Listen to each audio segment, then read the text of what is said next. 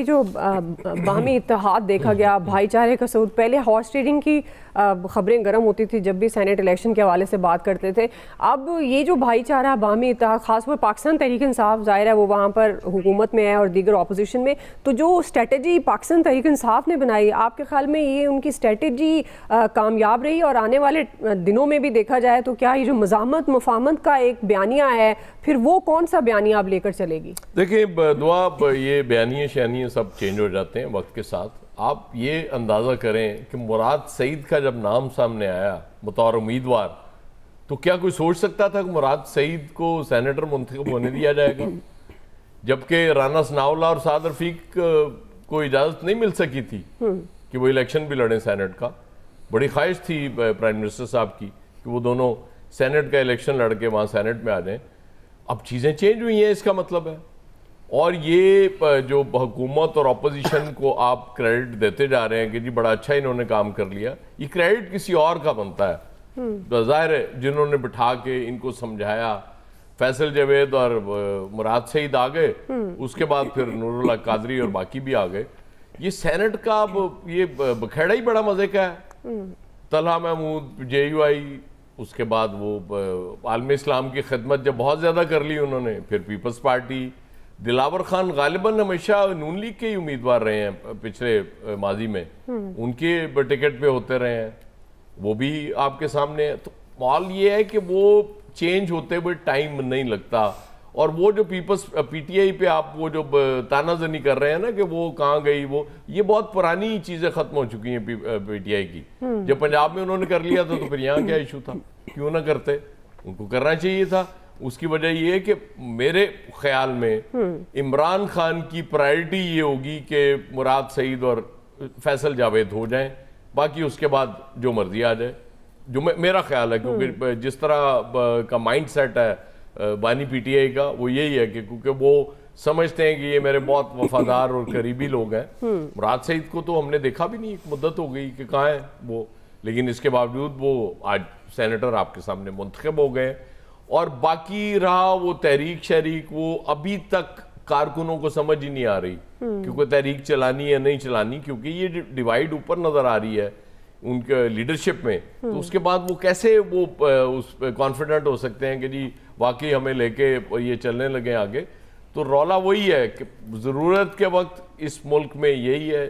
جب PTI یہ کہتی ہے کہ ہم نے بات اسٹیبلشمنٹ سے کرنی ہے، تو اس کا کیا مطلب ہے کہ کوئی اسٹیبلشمنٹ، ان کو پتہ ہے اسٹیبلشمنٹ کے بغیر تو سانس لینا مشکل ہے ہمارا. تو لہٰذا اسٹیبلشمنٹ اگر آ گئی اس بات پہ بات کرنے پہ، تو اس کے بعد ان کے لیے بھی ایزی ہو جائے گا. یہ الیکشن ہے ایک، پھر ان کے لیے ہر الیکشن آسان ہو جائے گا. لیکن یہ بات ٹھیک ہے، یہ سینٹ کا ہمیشہ سے یہ ہوتا ہے. یہ چلے ایک باندھا انہوں نے وہ دونوں نے مل کے کر لیا. یہ سینٹ کا الیکشن اسی طرح سے ہونا چاہیے جس طرح ایک MNA کا ہوتا ہے. یہ سینیٹر کا الیکشن بھی جیسے امریکہ میں ہوتا ہے، الیکشن لڑ کے سینیٹر کو آنا چاہیے، لیکن اس کے لیے بھی ایک شرط ہے دعا، اگر وہ پوری ہو تو. جی کیا؟ فارم 47 نہیں. صحیح ہے. عوام کا حقیقی نمائندہ ہو تو پھر سمجھ آئے گی کہ واقعی کو سینیٹر. جی فیصل صاحب، مطلب انتخابی اصلاحات جس کی عامر صاحب بھی بات کر رہے تھے اور ابھی ایاز صاحب نے بھی بات کی، اس کی تو سخت ضرورت ہے. لیکن اب یہ جو موجودہ خیبر پختونخوا کے حوالے سے سینٹ کی ہم بات کر رہے ہیں، آپ کے خیال میں پاکستان تحریک انصاف صحیح گیم کر رہی ہے؟ لیکن انتخابی اصلاحات کی تو پاکستان کو ضرورت ہوگی نا، پاکستانی قوم کو ضرورت ہوگی. ان سیاستدانوں کو تو انتخابی اصلاحات کی ضرورت نہیں ہے. ان کو تو یہی اصلاحات جو موجودہ نظام ہے یہی سوٹ کرتا ہے نا. اب انہوں نے جو ایک کمبائنڈ الیکشن لڑا، بات یہ ہوتی ہے کہ ناکامی اور کامیابی کے معیار کا تعین کیا ہے ان کی نظر میں. زیادہ سیٹیں لینا اگر کامیابی کا معیار ہے، چاہے وہ کیسے بھی آ جائیں، تو پھر مسلم لیگ نون سے کیا شکوہ؟ وہ 2024 میں فارم 47 پہ جیتی تھی، 2028-29 میں جب بھی الیکشن ہو فارم 48 پہ جیت جائے. پھر جن لوگوں پہ آپ الزام لگاتے ہیں 47 کا، تو آپ کس بنیاد پہ جو ہے وہ شکوہ کریں گے؟ جو بیرسٹر سیف کی اور عمران خان کی ملاقات ہوئی تھی، اس کا ہی اثرات ہیں نا الیکشن میں، کہ مراد سعید جو ہیں وہ یہ الیکشن لڑے بھی اور جیت بھی گئے. اب پتہ نہیں وہ حلف اٹھا سکیں گے یا نہیں اٹھا سکیں گے. لیکن بہرحال وہ جیت گئے تو وہ ایسے تو نہیں جیت گئے جیسے وہ ایاز صاحب بھی یہ بات کہہ رہے ہیں. تو اس کے پس منظر میں کچھ اور کچھ ہوا ہے نا. اس کے پس منظر جس تک ہم اور آپ نہیں سمجھ رہے, ہم اور آپ تو صرف یہ دیکھ رہے ہیں کہ دو جماعتوں میں زمین اور آسمان میں, آگ اور پانی میں جو ہے وہ ایک اتحاد ہو گیا, سب ایک ہو گئے. تو یہی اگر آپ کی سوچ ہے تو جو آپ نے اتنی بڑی جدوجہد کی ہے, اتنی ایک ناقابل کیا کہیں یقین آپ نے جو ہے نا عمران خان نے قربانی تو دی ہے, اس میں تو کوئی ڈیبیٹ نہیں ہے. تو وہ اس دن کے لیے دی تھی.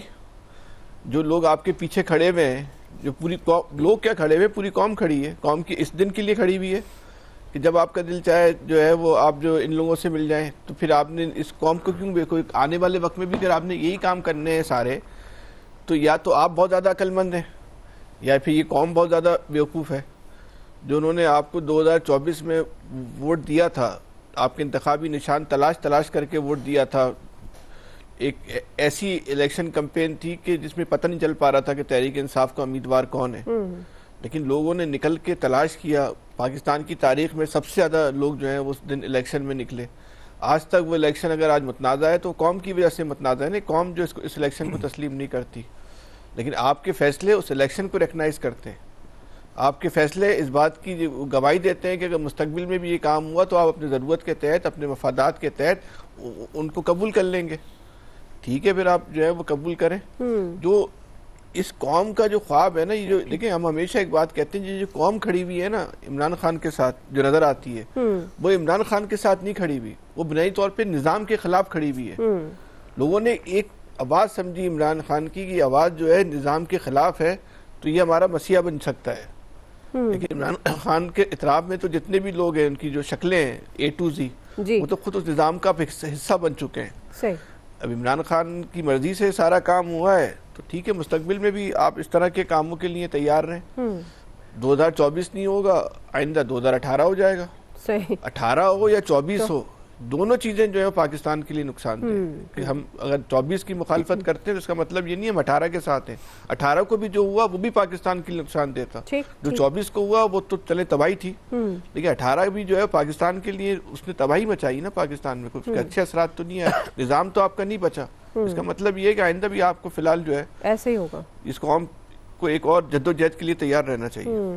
جی الیاس صاحب, مطلب جدھر مفادات ہیں پھر وہاں پر آپ کی تحریکیں, بیانیاں, یہ سب بے معنی ہو جاتی ہیں, یا ایک سیاسی مفاہمت جو ہمیں یہاں دیکھنے میں آیا, یہ آگے بھی اگر آ جائے, جو معاملات جس کی وجہ سے آپ سیاسی استحکام کو ترستے ہیں, معاشی استحکام کو ترستے ہیں, تو اگر یہ باہمی اتفاق وہاں بھی نظر آئے تو کیا یہ اچھی بات ہو الیاس صاحب؟ دیکھیں باہمی اتفاق یہ ان کا جو ہے, جو سارا ہے, یہ سیاسی طور پر نہیں ہے کہ ملک میں اسٹیبلٹی لائی جائے یا اس طرح کی ہے. یہ انہوں نے اپنا مفاد دیکھا ہے, اس کے مطابق دیکھا ہے سیٹنگ. کیونکہ تحریک انصاف کے لیے بھی یہ جو تھا, یہ طریقہ کار بالکل ان کو بڑا ان کے لیے فائدہ مند تھا. کیونکہ ابھی تو انہوں نے 1-2 کے قریب سیٹ جو لوز کی ہے, حالانکہ ان کو کے پی میں 11 میں سے لینی چاہیے تھی, زیادہ سیٹیں لینی چاہیے تھی, 8 لینی چاہیے تھی, ان کی اکثریت تھی. لیکن جو اب سیٹیں انہوں نے لوز کی, جیسے بھی آگے مخصوص نشستیں اور جو سارا ان کے ساتھ ہوا, تو ان کو یہ تھا کہ ان کے بندے اگر ٹوٹ جاتے ہیں تو پھر ان کو کم سیٹیں اس طرح یا کچھ اس طرح نہ ہو جائے. تو یہ پھر انہوں نے بیٹھ کے آپس میں کی. اگر یہ کہ بندہ نہ بیٹھتا